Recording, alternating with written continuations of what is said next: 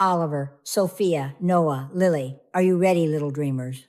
Tonight, a magical adventure awaits beneath the moonlit sky, Grandma Luna's Dream Train. All right, little dreamers, before our new bedtime story begins, don't forget to brush your teeth and subscribe to our channel.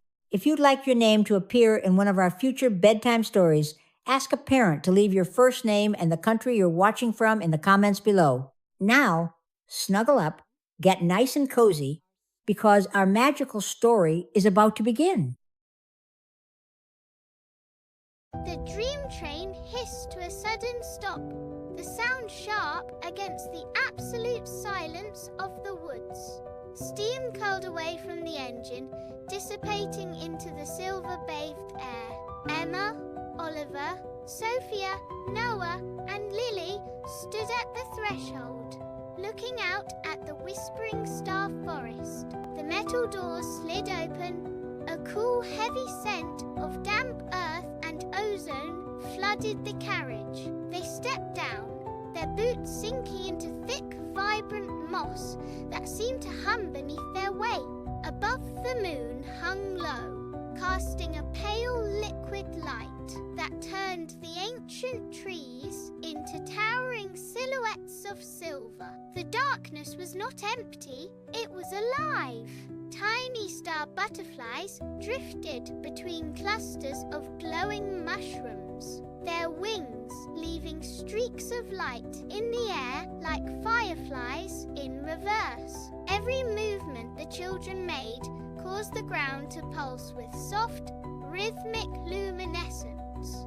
They stood still, watching the light ripple outward from their feet. There was no wind, yet the branches swayed in slow, rhythmic arc. They had arrived at the edge of something impossible, and the air itself felt heavy with the promise of a dream. The group moved forward, their footsteps muffled by the thick, spongy moss. Around them, the forest began to react to their presence. Large, bell-shaped flowers turned to follow their passage, emitting a low, resonant hum that vibrated in the soles of their boots. Lily drifted toward the edge of a clearing, her gaze caught by a patch of iridescent blue petals. She stopped and signaled for the others to come closer. They circled around her, the soft light of the forest illuminating the ground beneath. Tucked deep within the center of the flowers, something was struggling. A small, faint point of light sat huddled among the petals, pulseless and grey. It flickered weakly, the glow barely strong enough to define its shape. It did not shift or acknowledge their presence. Sophia frowned, reaching out but stopping inches away from the petals. The air around the flower cluster felt unnaturally cold. Noah knelt, his eyes wide as he watched the light dim further, fading toward total darkness. The wonder of the forest vanished, replaced by a sharp, sudden concern as the group stood in the shadows of the giant trees, watching the tiny spark fight to stay alive. The group crowded close, the silence of the forest pressing in. The tiny light shuddered, its edges fraying into grey mist. Emma knelt on the moss, bringing her face level with the flowers. She did not speak at first, letting her presence be the only bridge. Then she whispered a soft question. Elise. It was a voice like dry leaves skittering on stone. The star confessed it had lost the courage to glow. It believed its fire had been stolen by the shadows. The light pulsed once, a weak, dying spasm that left it dimmer than before. Emma extended her hand, palm up, keeping it steady and still. She did not grab or force. She simply offered space. The star hesitated, its light turning a dull matte black. Then, a tiny faint spark touched the tip of Emma's finger. The contact sent a shiver through the nearby flowers. The star stopped flickering. It remained dim, but the frantic fading rhythm slowed. A fragile hope took root in the space between them. Emma smiled, her eyes fixed on the small light as she began to guide it toward the path. They stood together and began to walk. The star hovered just above Emma's palm, its light still faint but no longer trembling. As they moved, the forest shifted around them. The flowers they passed did not just sway, they hummed in harmony, a low melodic vibration that seemed to lift the weight from the air. High above, owls shifted on their perches, calling out in rhythmic, gentle lullabies that echoed through the canopy. The star drifted closer to the center of their group, its grey edges beginning to soften into a warmer, pale yellow. Noah and Sophia walked on either side, watching the spark with careful focus. Noah stopped at a low-hanging branch, plucked a broad, vibrant leaf that glowed with a faint, natural luminescence, and held it out. Sophia followed suit, selecting a leaf that sparkled with morning dew. They pressed the leaves toward the star. The light pulsed, reaching out to touch the smooth. Sophia and Noah stayed close to the little star. It held the leaves tightly, now at eye level, its glow brightening by a fraction. The forest seemed to lean in, the trees rustling in approval. The little star moved in time with their footsteps, no longer hiding in the shadows, but keeping pace with the rhythm of the journey. The path widened, abruptly ending at a clearing that felt like the center of the world. Before them rose the great ancient tree. It was massive, its trunk so broad that the children could not see where it began or ended. As they stepped onto the open ground, the tree revealed its secret. Thousands of tiny stars were suspended from its branches, each one pulsing with a rhythmic, steady light. They looked like lanterns caught in the canopy, casting a warm golden glow across the mossy floor. The air here vibrated with energy, a low hum that resonated in the children's chests.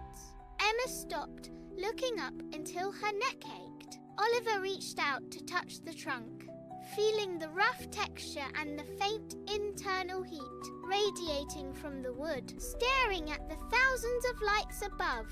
The star seemed to tremble, not with fear, but with recognition. The trees here were not just wood and leaf, they were a living map of the sky. The children stood silent, realizing they had reached the very heart of the forest's magic, a place where light was gathered and kept safe.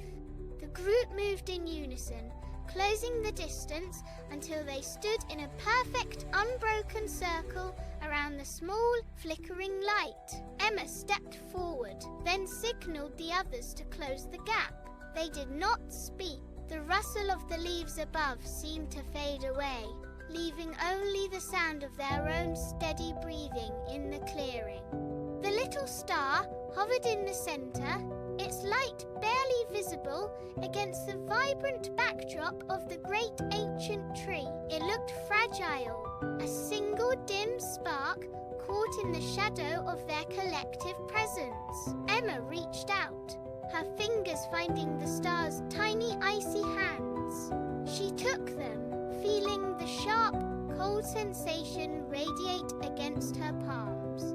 Oliver, Sophia, Noah, and Lily followed suit, each child reaching into the circle to offer their warmth.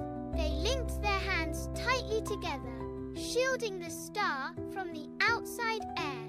The atmosphere in the clearing grew heavy, pressurized by their shared intent. Every child watched the star with unblinking eyes, waiting for a sign, holding their breath as if the slightest movement might shatter the moment. The silence was absolute, a profound, expectant void that demanded a miracle. They stood as a single unit, their hands locked in a firm, protective grip, waiting for the spark to cap. Emma leaned into the center of the circle, her face inches from the dim light. She kept her voice steady. barely a whisper that only the star could hear. "Light is not something you find," she told it. "It is something you make through kindness and belief." She squeezed her fingers gently, signaling the others to do the same.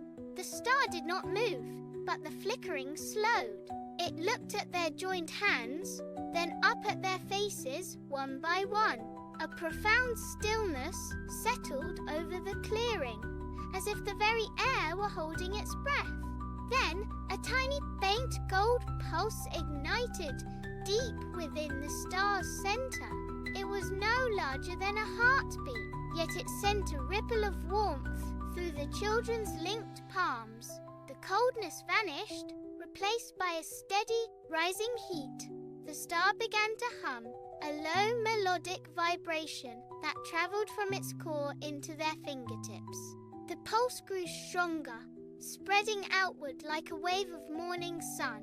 With each rhythmic thrum, the dim light sharpened, gaining depth and color. The star was no longer just a fading spark. It was waking up, drawing life from the circle of trust they had built around it. The humming grew into a resonant drone that shook the ground beneath their feet. Emma felt the vibration travel from her fingertips, up her arms, and deep into her chest. The gold pulse was no longer a flicker. It was a rhythmic, blinding throb that forced the children to squint. Sophia tightened her grip, sensing the immense pressure building within the star. It was as if a sun were trying to squeeze itself into the size of a marble. Suddenly, the star expanded, its edges blurring into a sphere of pure, molten intensity. The air grew hot, smelling of ozone and summer grass. With a sound like a sudden intake of breath, the star let go. A brilliant wave of golden light tore outward, shattering the shadows of the wood. It hit the nearest trunk, and the bark ignited in a soft, glowing luminescence. The light cascaded forward in a tidal wave, rushing through the undergrowth, climbing the ancient branches, and turning every leaf into a mirror of gold. The forest floor, once dark and tangled, transformed into an open expanse of shimmering brilliance. The explosion of light did not burn. It breathed life into the wood, causing the mushrooms to glow and the air itself to sparkle with suspended golden dust.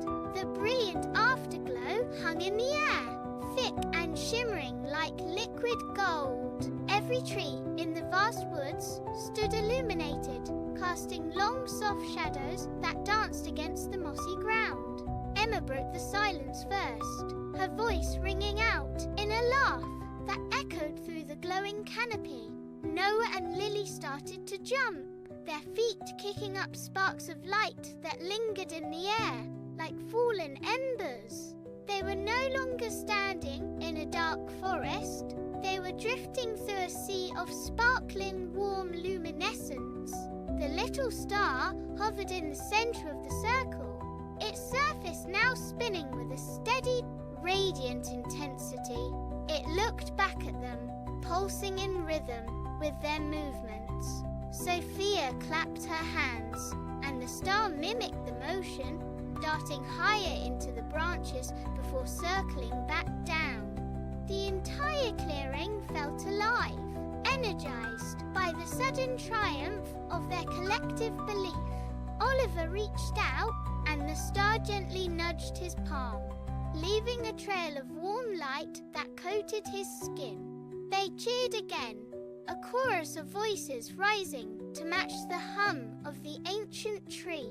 The woods had been reshaped by their kindness, and the star, once dim and fading, now burned with the brightest light in the night sky. The laughter faded into a quiet, contented hum as the children turned away from the clearing.